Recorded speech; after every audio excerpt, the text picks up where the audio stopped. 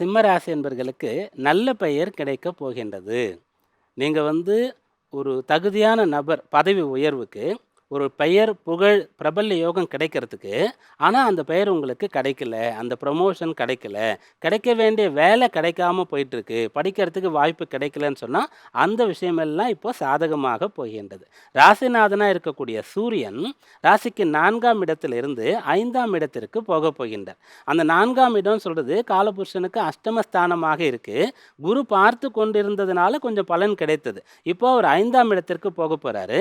குருவுடைய வீட்டிற்கு போகப் போகின்றார். அதனால 5ஆம் இடம் சொல்றது இயற்கையிலேயே ஒருவருக்கு இருக்கக்கூடிய ஞானம், அந்த இயற்கையிலேயே ஒருவருக்கு இருக்கக்கூடிய ஆற்றல், புத்திசாலித்தனம், அவரிடத்துல என்ன ஒரு கலை, திறமை ஒளிந்து கொண்டிருக்கிறது அப்படின்னு சொல்லக்கூடிய இடம். அந்த இடத்துக்கு ராசிநாதன் சூரியன் போறாரு. அது குருவுடைய வீடாக இருக்கின்றது.